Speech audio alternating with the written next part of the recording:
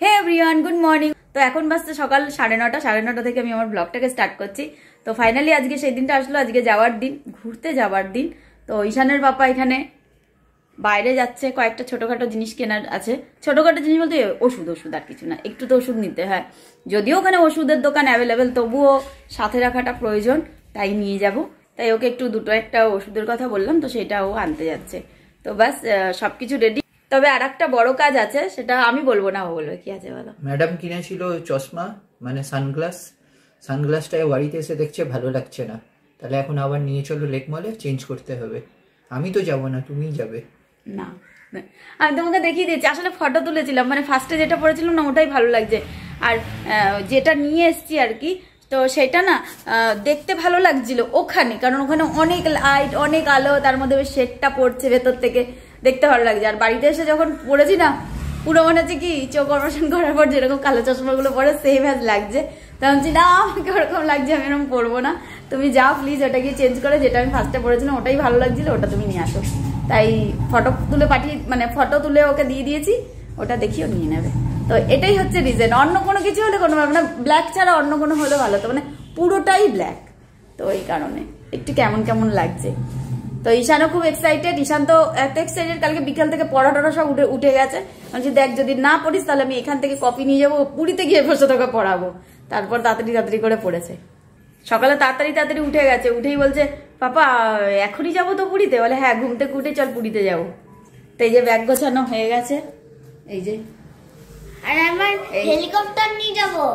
Helicopter? হ্যাঁ, ঈশানকে ওর পাপা যে হেলিকপ্টারটা কিনে দিয়েছে, ওটা ও পুরীর বিচে নাকি ওড়াবে। এখানে তো ধাক্কা খায়, ওখানে ধাক্কা খাবে না। তো এটা হচ্ছে আমাদের সব থেকে বড় লাগেজ ব্যাগ। আর এটার মধ্যে হালকা কিছু খাবার দাবার আছে, একদমই হালকা, এই যে একদমই হালকা। আর নিচেরটার মধ্যে 3টে মাত্র কম্বল আছে, আর আমার একটা ইলেকট্রিক কেটলি আছে। কম্বল বলতে একদম ওই যে পাতলা কম্বলগুলো হয় না, একদম পাতলা ধরনের, তো ওরকম 3টে আছে, যেহেতু 3জনে আলাদা আলাদা সিটে থাকবো, মানে সিঙ্গেল। হ্যাঁ, সেটা তুই ও হোটেলে গিয়ে। তো আর যেহেতু এসি করছে, তো সেক্ষেত্রে একটু তো লাগবেই কম্বল। তো ওইটার মধ্যে একদমই হালকা 3টে কম্বল, একদমই পাতলা ধরনের, যে কারণে ব্যাগ একদম হালকা। আর একটা ইলেকট্রিক কেটলি, আর কিছুই নেই। মানে যা আছে বলতে পারে এই ব্যাগটাতে। কি বলবি বল বল বল, মামা বলছিস, বল কি বলবি? পাশে বসবো। আচ্ছা, বসবি। ও খালি মানে কিছু বললেই, ঈশানের বাবা যদি কিছু একটু বকে বলছে, আমি কিছু বকে বলছি, ঠিক আছে যাও, আমি ওখানে গিয়ে দিদি নান্নানের সাথে থাকবো, দিদি নান্নানের সাথে খাবো, দিদি নান্নানের কাছে ঘুমাবো। তুমি কি পাপার পাশে বসবো, আমি দিদি নান্নানের সাথে বসবো। আচ্ছা ঠিক আছে চলো। মানে যতই কিছু গোছানো থাকুক না কেন, ঘুরতে যাবার দিন দেখবে সকাল থেকে একটু তাড়াহুড়ো ব্যাপার এগুলো থাকে। আর সব থেকে বেশি ইম্পর্টেন্ট জিনিস যেটা বলে রাখি, মানে ইম্পর্টেন্ট বলতে কি মানে বেশি খুঁতখুঁতে ব্যাপার বলতে পারো, ট্রেনে টয়লেট ইউজ করা ঈশানের পাপার আর আমার একদম ভালো লাগে না। তো সেখানে একদম কম খাবো, যাতে বাথরুম যেতে না হয়। সত্যি বলতে আমাদের টাইমটা খুব ভালো, 10:40 কি 42 এরকম কিছু একটা টাইম হবে ট্রেনে। বাবু আসতে, বাবু আমি কথা বলছি বাবা। তো ওই টাইমে এমন একটা টাইম যে সেই টাইম একদম তুমি সবকিছু করে টরে উঠে যাও, গিয়ে ঘুমিয়ে পড়ো, ভোরবেলা আবার নেমে পড়ো। তো তোমার যাওয়ার কোনো অতটা মানে প্রবণতা পড়বে না। তো দেখা যাক, আগে যা হবে, যতটুকু হবে তোমাদেরকে দেখাবো, সঙ্গে থেকো, আশা করি তোমাদের ভালো লাগবে। তো মেডিসিন নিয়ে আমি চলে এসেছি, আর এখন ব্রেকফাস্ট করব। ঈশানের স্যারও পড়াতে চলে এসছে, আজকে ওর লাস্ট ডে পড়ার, কারণ আজকে রাত্রিরেই আমাদের ট্রেন। তো ঠিক আছে, চলো একবার ঈশানকে দেখাচ্ছি ও কি করছে। Her name is Sita. Her name is Sita. Which one is pronoun? Her. Her. Very good. Now take yourself. ভালো হচ্ছে? এই যে ঈশান ওর স্যারের কাছে পড়ছে, পড়ায় মন আছে না? কখন পুরী যাবে? মন দিয়ে পড়ছো তো, না মাথায় পুরী ঘুরছে? কি মাথায় পুরী ঘুরছে? হাফ ঘুরে গেছে না? মানে শুধু ট্রেনে উঠে যাওয়ার অপেক্ষা। ঠিক আছে, তাড়াতাড়ি করে নাও। আর এখানেও পিছনে করছে।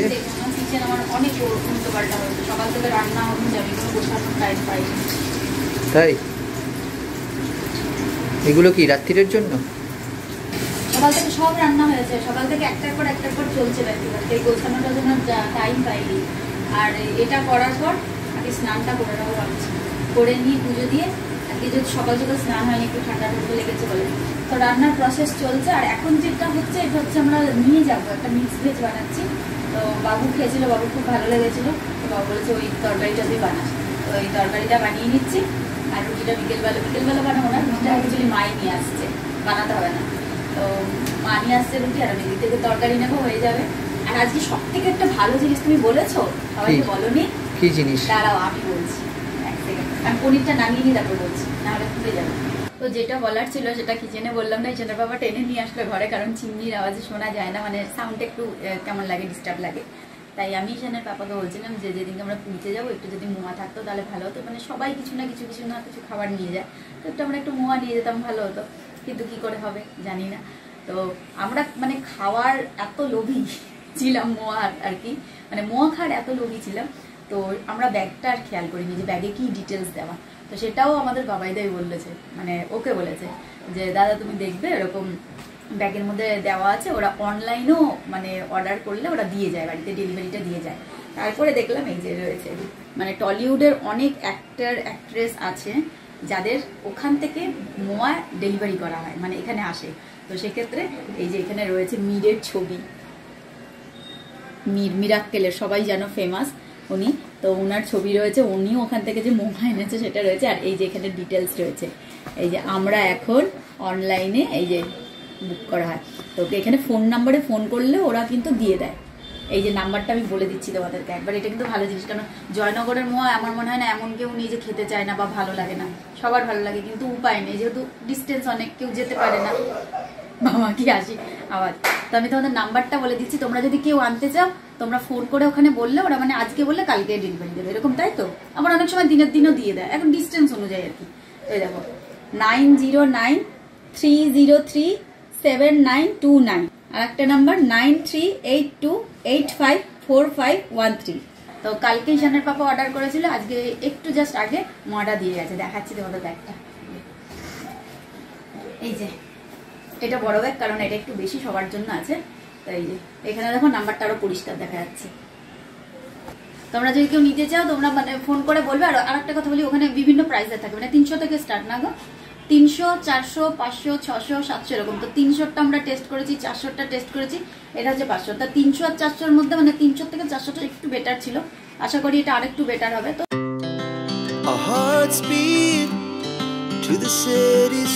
গুড আফটারনুন গাইজ, এই জাস্ট ঘর থেকে বেরিয়ে গড়িয়াহাট পৌঁছেছি। এবার এখান থেকে অটো ধরবো, সোজা যাবো লেক মল, তারপরে ওর সানগ্লাসটা চেঞ্জ করবো।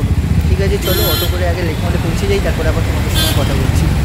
তো ফাইনালি এখন চলে এসেছি লেক মলের সামনে, যাই ভেতরে লেন্সকার্ট থেকে গিয়ে ওই সানগ্লাসটা চেঞ্জ করি। টাইমও বেশি নেই, তাড়াতাড়ি এবার বাড়ি ফিরতে হবে, আরও অনেকগুলো কাজ আছে, এখনও একটা ব্যাগ গোছানো বাকি আছে।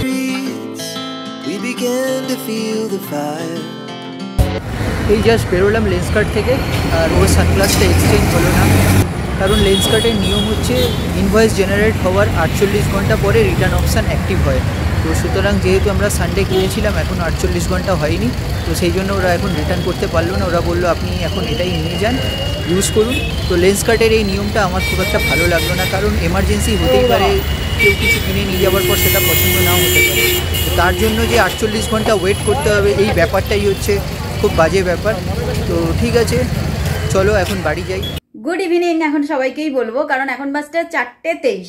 তো 4:23-এর সময় তোমাদের সাথে কথা বলছি। এই মানে এইটুকুনি পরা জামা, এই কারণে ঈশানের হেয়ার দেখছো পুরো ভরে রয়েছে, সময় পাইনি একটু কাটিং করার। আর স্কুলটাও সবে সবে ছুটি বললো, তাই এখনও তো সেই রাত 10:40 ট্রেন, এখনো অনেকটা টাইম আছে। ঈশানের পাপা গেছে ওইদিকে আমার সানগ্লাসটা চেঞ্জ করতে, আর আমি ঈশানকে নিয়ে হেয়ার কাটিংটা করিয়ে নিয়ে আসি, কারণ ও ফিরে আসবে তারপরে আবার গিয়ে করবে, এতে অনেকটা টাইম লেগে যাবে। আমরা এখান থেকে মোটামুটি বললাম তো 7:45-8টার দিকে বেরোবো, তা এখনো অনেকটা বেশি হাতে টাইম আছে। তো গিয়ে আগের হেয়ার কাটিংটা করিয়ে নিয়ে চলে আসি।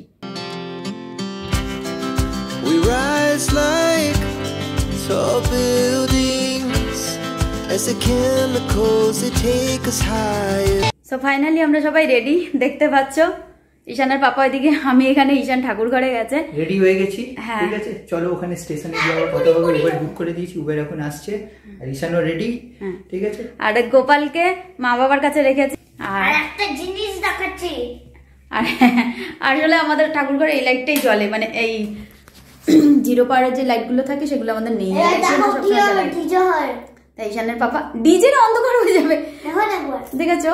দেখো এই যে এটাও ডিজে হলো। তো যাই হোক এই লাইটটা এনে ঈশানের বাবা এখন লাগিয়ে দিল।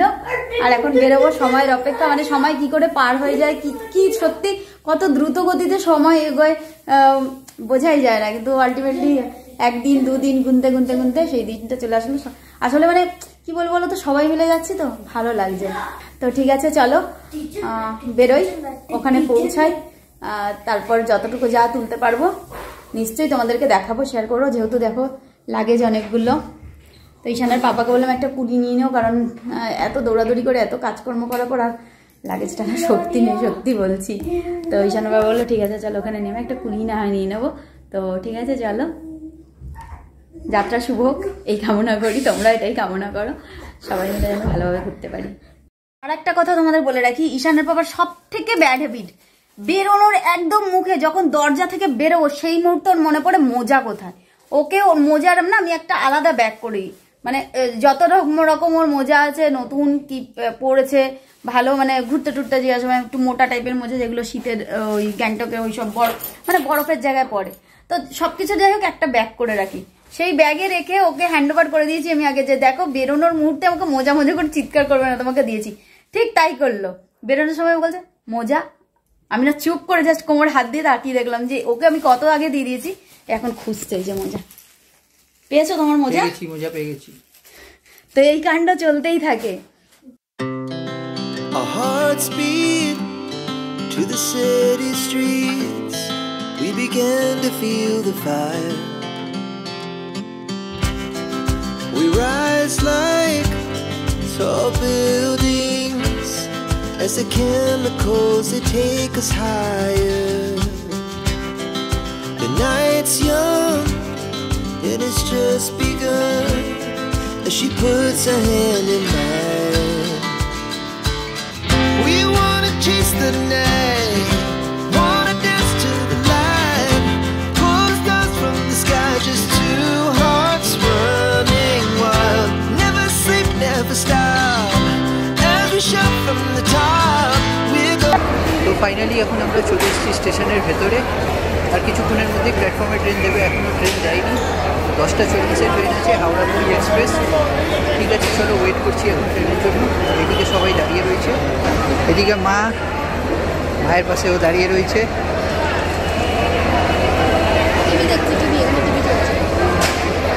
আর ঈশান ওইখানে চলে গেছে।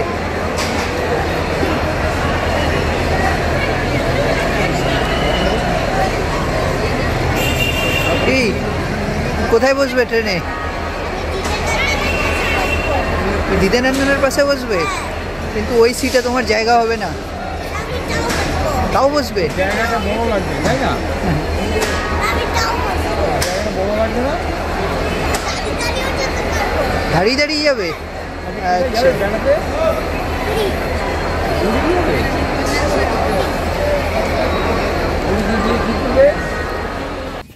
ফাইনালি ট্রেন ছেড়ে দিয়েছে একদম অন টাইম 10:40। কি ট্রেন ছেড়ে দিয়েছে? কোথায় যাবে? তারকেশ্বর? পুরী ট্রেনে উঠে তারকেশ্বর? পুরী ট্রেনে উঠে তারকেশ্বর? তুমি তো ট্রেনের রুট চেঞ্জ করে দিচ্ছ। হ্যাঁ পুরীর ট্রেনে উঠে তারকেশ্বরে? পুরো ট্রেনের রুট চেঞ্জ করে দেবে, ড্রাইভার আঙ্কেল পাগল হয়ে যাবে।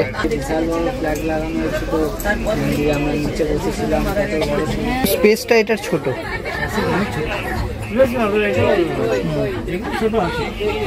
এই প্যাসেজটা একটু ছোট আছে।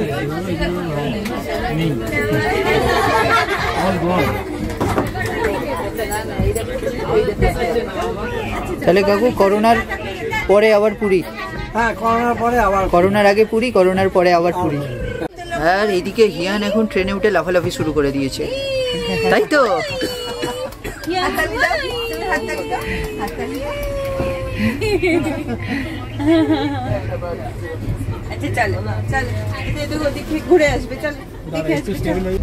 ঈশান ঘুমায়নি এখনো, জেগে রয়েছে।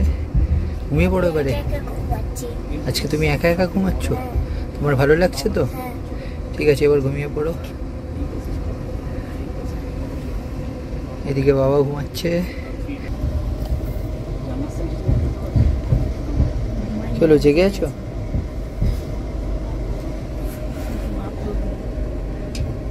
এদিকে মা ঘুমিয়ে রয়েছে,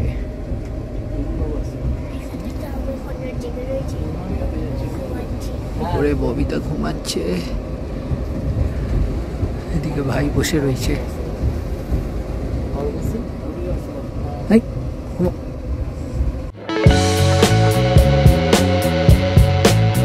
ঘড়িতে সময় এখন 12:30 আর ট্রেন জাস্ট পৌঁছানো খড়গপুর স্টেশন।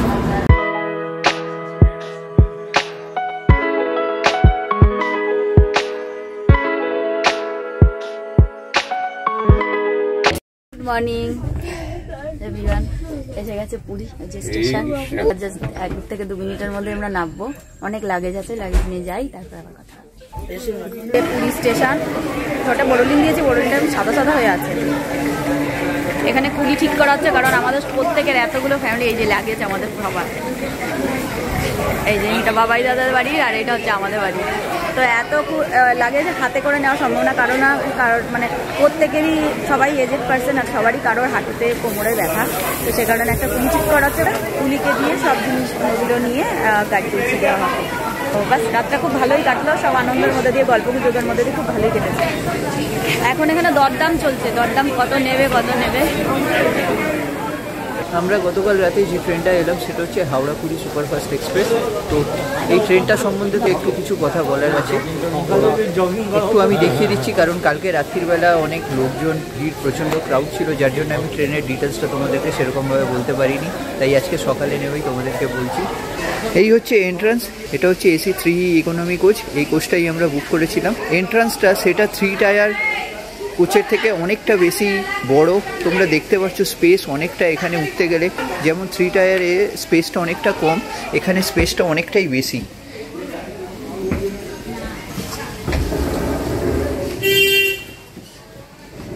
এখন সব পরিষ্কার হচ্ছে। এইটা আমাদের বার্থ ছিল, পুরো এই দিকের 3টে আর এই সাইডের 3টে, 78, 77 অ্যান্ড 76 এই 3টে, আর এইদিকে হচ্ছে 73, 74 অ্যান্ড 75 এই 3টে। টোটাল এই 6টা বার্থ আমাদের ছিল। আর M1 কোচে আর একটা বার্থ ছিল।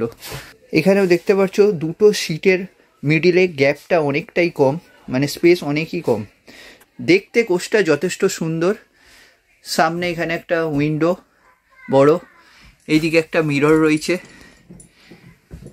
এখানে চার্জিং পয়েন্ট রয়েছে, এদিকে ওয়াটারের বটল রাখার জন্য স্ট্যান্ড করে দেওয়া হয়েছে। উপরের যে স্পেসটা রয়েছে সেখানেও চার্জিং পয়েন্ট রয়েছে, ওয়াটারের জন্য রাখা রয়েছে। এখানেও একটা স্ট্যান্ড করে রাখা রয়েছে জিনিসপত্র রাখার জন্য। এই দিকের হচ্ছে সিটটা সাইড লোয়ারের। তো সাইড লোয়ারের স্পেসটাও অনেকটাই, সিটগুলোর চওড়াটা অনেকটাই ছোট। একটাই কথা বলবো, যেটা হচ্ছে AC 3 টায়ার কোচে স্পেসটা একটু বেশি থাকে, আর এখানে 3 ইকোনমি কোচে স্পেসটা একটু কম। তো এমনি নো ডাউট বাকি সব ফেসিলিটি সব কিছুই ভালো রয়েছে, দেখতেও যথেষ্ট সুন্দর কোচটা। ঠিক আছে, তো ফার্স্ট টাইম এই কোচে এলাম, ভালো লাগলো, এক্সপিরিয়েন্স ভালো। লাগেজ রাখতে খুব একটা অসুবিধা হয়নি। দেখে ছোট মনে হচ্ছে, কিন্তু বড় বড় আমাদের লাগেজ ব্যাগ ছিল, সেই লাগেজ ব্যাগগুলো আমরা কিন্তু ভেতরে আরামসে ঢুকে গেছিলো। মনে হচ্ছিল যে বাইরে বেরিয়ে থাকবে লাগেজের মুখগুলো, কিন্তু না, লাগেজের মুখগুলো সব ভেতরে ঢুকে গেছিলো।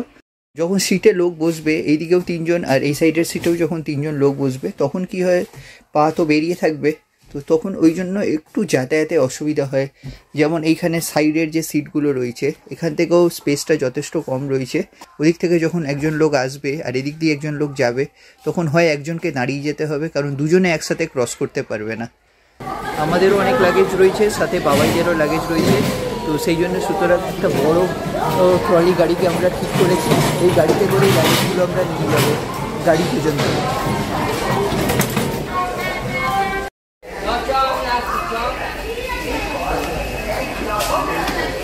স্টেশনে এই সার্ভিসটা খুব ভালো লাগলো। বয়স্ক লোকদের জন্য গাড়ি নিয়ে ওনারা আসছেন, কারণ আমাদের মধ্যে অনেকেই বয়স্ক রয়েছে। এই উঠে পড়ো,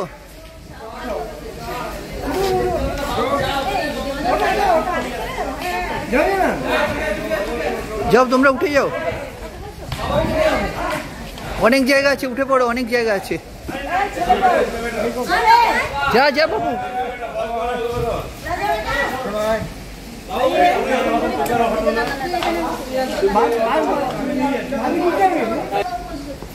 না না আমরা যাচ্ছি, তোমরা উঠে যাও। ওই তো ববিতার পাশে চলে যাও, ওদিকে জায়গা আছে।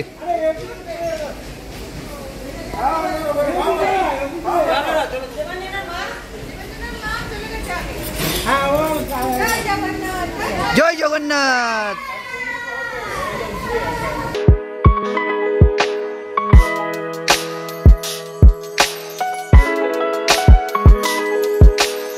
এখন আমরা চলে এসেছি হোটেলের সামনে। এই হচ্ছে আমাদের হোটেল বিদেশঘর ইন, এটাই আমরা বুক করেছি। এটা হচ্ছে হোটেল বিদেশঘরের ইনের এন্ট্রান্স। তো ফাইনালি আমরা রুম পেয়ে গেছি, আর আমাদের রুম নাম্বার হচ্ছে 303, 302, 301। তো আমরা রয়েছি রুম নাম্বার 303-তে। তো তোমাদের একবার রুম ট্যুরটা করিয়ে দিই, তারপর আজকের ব্লগটা এখানেই এন্ড করব। তো চলো আগে রুম ট্যুরটা তোমাদেরকে করিয়ে দিচ্ছি।